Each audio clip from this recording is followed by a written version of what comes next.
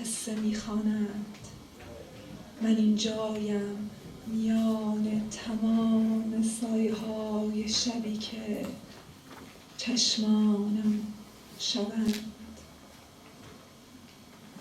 Tema. Noč je pozabila tisočletno tišino Šeherezade, toliko stihov, noč in tisoč neskončnih molkov, zgodb, ki so ostale brez poezije in brez melodije, da so postale tožba. In jaz sem tu, v tem molku, in moje tisočletne oči pojejo pesmi in berejo zgodbe.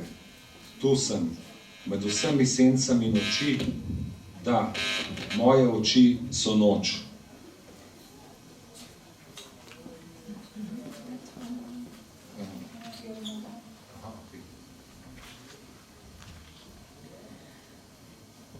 انگشت‌هایم بیدار می‌شوند، بلند می‌شوند از تخت. پاهایم را با جعبه سیگار برمی‌دارند، می‌روند تا 2 قدمی پنجره. 2 قدم‌تر سیگار می‌کشی انگشت‌هایت را، دست‌هایت دست می‌کشند بر دیوار، جای پاهای من، جای انحنای کمر تا سینه، انحنای کمر تا پا، خیز سینه تا تخت. دست‌هایم تمام تن می‌شوند، دراز می‌کشند بر تخت و تو که دست کشیده‌ای. دیگر اما تخت دراز کشیده و سیگار می‌کشد. To je ena izmed letošnjih pesmi, naslov je Pasu. Moji prsti se zbudijo, vstani s postelje. Dvignejo mi noge škatlico cigaret. 2 stopnici in povzpnejo se do okna. 2 koraka stran kadiš prste. Tvoje roke se dotikajo stene namesto mojih nog. Namesto linije pasu do dojk.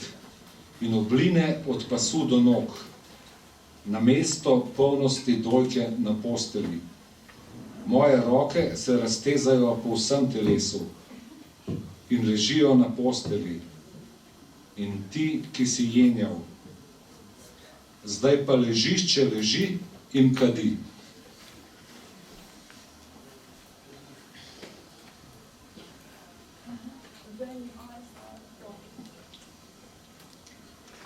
نرده فاصله‌ای میشد از 35مین پله تا زمین و اولین پله به زمین نمیرسد، گاهی میرسد به انگشت 3 پای تو و از لای نگاهت که میخ شده در امتداد یک راه که نه بالا دارد نه پایین میرود.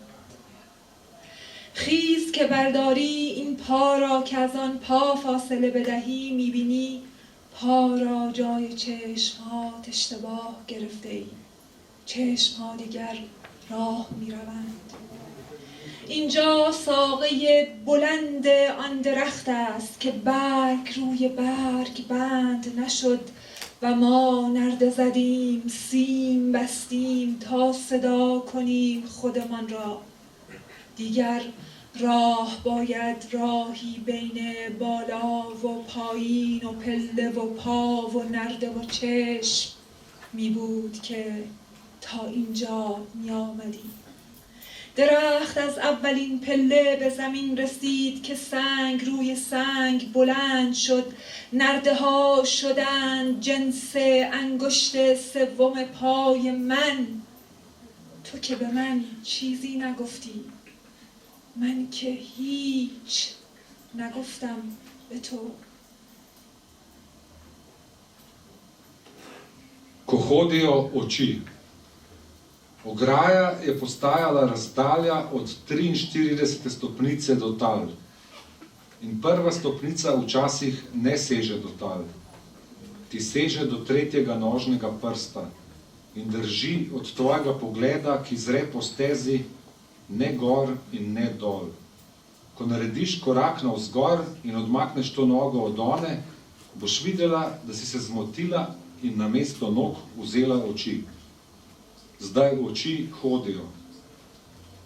Tu je najvišje deblo drevesa, kjer ni ostal list na listu, in postavili smo ograjo. Pritrdili žico, da še samih sebe ne bi klicali.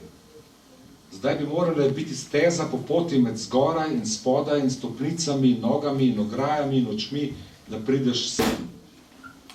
Drevo je doseglo tla s prve stopnice, ko ni stal kamen na kamnu. Ograje so narejene iz mojega 3. nožnega prsta. Ti, ki mi ničesar ne rečeš, jaz, ki ti ničesar ne rečem.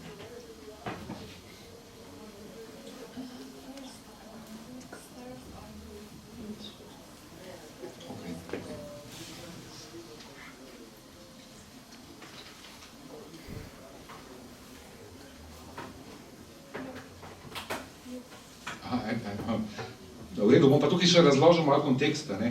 Ta pesem Stopnice govori o eni prodajalki stihov. I'm explaining the context. The poem speaks about the seller of the verses, a young girl, which is actually a tradition in Iran that young girls sell in the street the poetry of Hafiz, which is used to tell the fortune. So people buy the lines and foretell their fortune from what they buy. Yeah, and also that singer, Banan.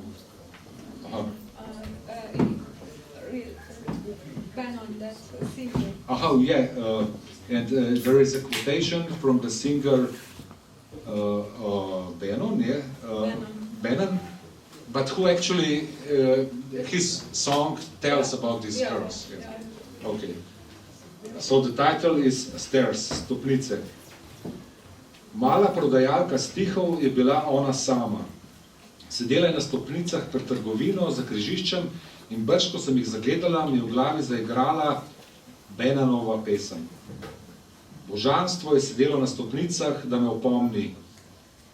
Ne ve, da smo tam, pocuka me za dlan. Dlan nima glasu, ima črte kot cesta v puščavi, seže do podzemne reke, da gremo tja dol po vodo, da se odžejamo. Na mah se domislimo, da smo glas pustili tam zgoraj. Dvigni glas, dvigni roke. Božanstvo je v tvoji dlani, sedi na stopnicah, je šlo k podzemni reki, da se odžeja mala prodajalka stihov. دخترو خود خودش بود، پایین تر از چهارراه روی پله مغازه نشسته بود و تا که نگاهش کردم صدای بنان پیچید در صدرم. خدا بود نشسته بود روی پله تا یادم بیاورد.